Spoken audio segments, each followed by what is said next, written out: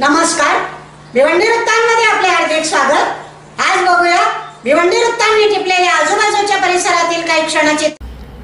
मुंबई नाशिक महामार्गावरील खारेगाव ते वडपा रस्ता रुंदीकरणाचे काम सध्या सुरू असून या कामासाठी नेमलेल्या ठेकेदाराच्या हलगर्जीपणामुळे मुंबई नाशिक महामार्गाची प्रचंड दुरावस्था झाली आहे।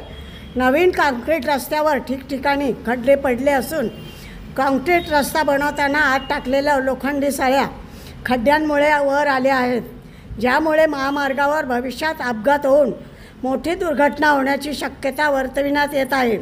या महामार्गावर रस्ता रुंदीकरण करणाऱ्या ठेकेदाराच्या हलगर्जीपणामुळे रस्त्याचे ठिकठिकाणी अर्धवट काम झाले असून त्यामुळे या महामार्गावर सध्या प्रचंड वाहतूक कोंडी आहे। गुरुवारी या महामार्गाची पाहणी खासदार बाळामामा यांनी केली असून ठेकेदाराने केलेल्या हलगर्जीपणावर तीव्र संताप व्यक्त केला।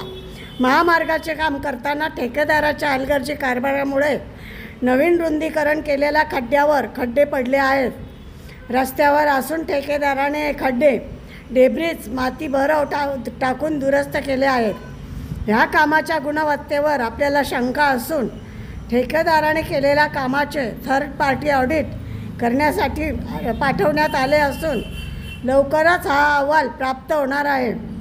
थर्ड पार्टी अहवालात ठेकेदाराच्या कामामध्ये दोष आढळल्यास हे ठेकेदाराच्या तोंडाला काळे फासून त्याची गाढवावरून धिंड काढण्यात येईल असा इशारा खासदार बाळामामा यांनी दिला आहे।